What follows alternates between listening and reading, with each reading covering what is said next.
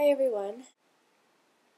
I had things to say and all of a sudden I started the video and it like went woo out my head.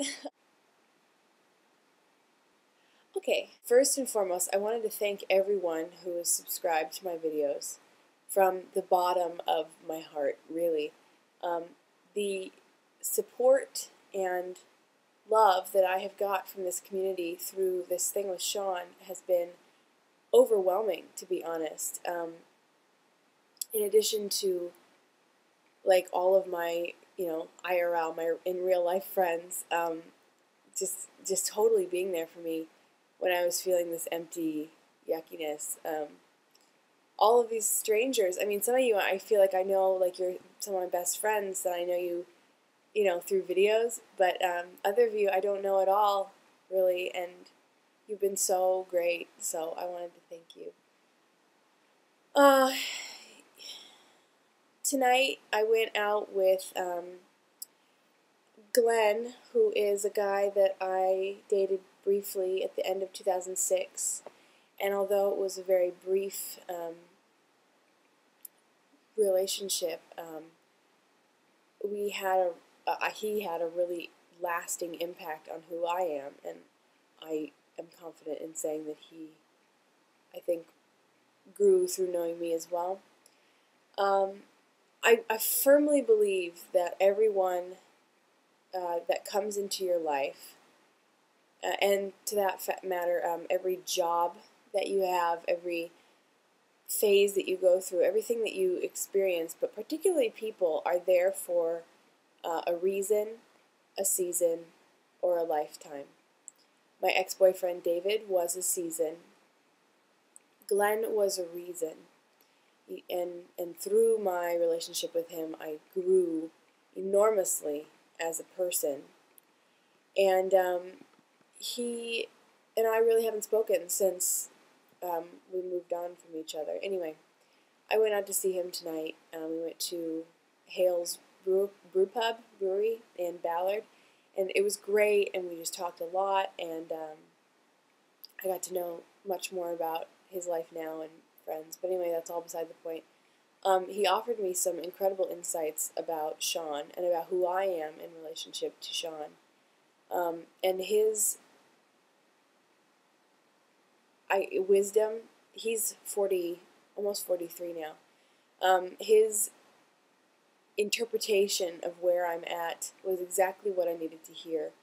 I think I've been hearing it inside my soul in a lot of little ways, but to really hear it from another person who I trust with full confidence gets exactly who I am was really helpful. So yesterday, Sean called me and we talked, and then after we talked, I felt more alone than I've ever felt in my whole life.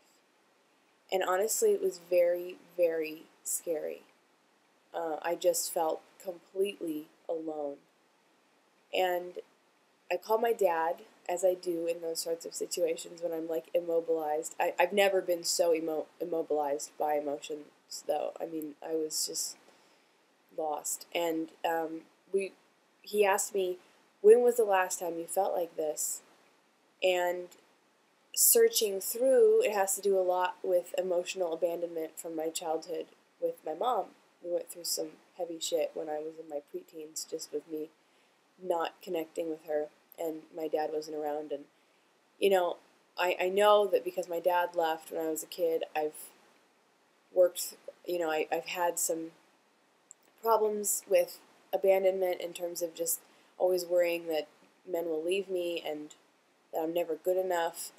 Even though I know that this can sometimes result from dads leaving when you're a kid, it really was an issue, and it's not like it's ever going to go away. But I'm not going to sit and dwell in my issues. Now that I'm conscious of that it's in me, I can sort of see everything I do through these goggles where I now understand a little bit more about myself and therefore don't necessarily react how I would have done earlier on in my life. Anyway, I realize a lot of the things I'm going through have to do with another form of abandonment, which is emotional. Maybe not abandonment, but just feeling emotionally empty and like I associate a different form of love with never having emotional closeness. So anyway, through that realization, I realized that a lot of my issues with Sean are of my own projection. And I'm not sitting the blame entirely on myself. A relationship is two people. But in seeing that, I then called Sean back later Sunday evening and just really opened up to him in a way that I've never done before. And that in and of itself is huge, because I've been laying all this on him and thinking he's not emotionally available and he's closing me out, but I've been doing a lot of that myself, presuming he's not available and therefore never coming to him in the first place. So that opened a dialogue which made me feel very sad, but at the same time a little more conscious of what I'm going through. You know, this is in my life right now, and I can either deal with it with Sean or I can deal with it with somebody else later, and I'd rather deal with it with Sean. So anyway, tonight I went out with Glenn, and we talked, and I got some great insight, and we just all had a really good time. And so then I went to Sean's, because Ballard is south of Sean's house and my house is north of Sean's, so I would have to pass by his place anyway, and because it's the middle of the night, it actually makes sense. Well, it was like 11:30. It just made sense to go the back roads, which goes right by his place, and he's never awake past like 9 o'clock, I didn't think. So I sent him a text saying, "Are you awake?" And he was like, "Yeah." So I came by, and we laid down and talked for an hour, and it was really, really good. It was the first time, and this might sound strange, but I think some of you women will really know what I'm saying. It was the first time I did not feel like a subordinate. I'm seeing now, I've always felt like a subordinate to him. Like I need his approval or his blessings on anything that I do, when in fact I want us to be equals, and that one thing that I've been dying for, to be equals, I have been preventing largely by my own insecurities. It just goes to show that no matter how spiritually aware we think we are, there's always room for growth. So he and I talked, and I told him I'm still unhappy with these things about our communication, but that I'm coming to the plate with my issues and I want to work through them with him. And he was incredibly receptive.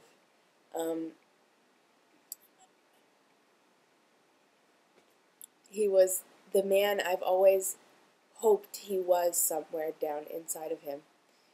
It was a beautiful thing just to sit and talk with him about us. He told me a lot of things I've kind of assumed he's felt, but he's never told me. And it just felt so good when we kissed. We thank God we kissed goodbye. And it's been a week. It feels like it's been a million years and a day, you know?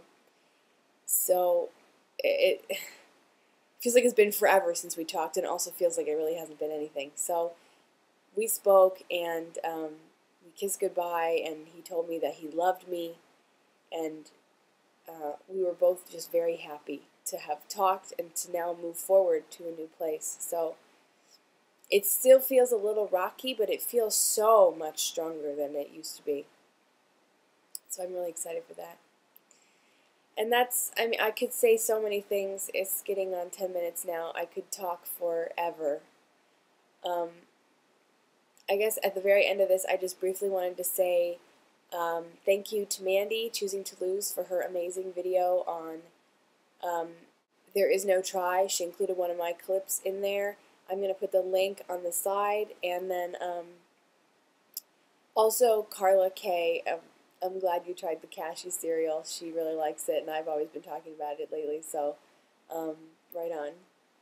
And I hope you all are well, and I will see you for weigh-in in 3 days if I don't make a video, which I probably will soon between now and then. Okay, bye.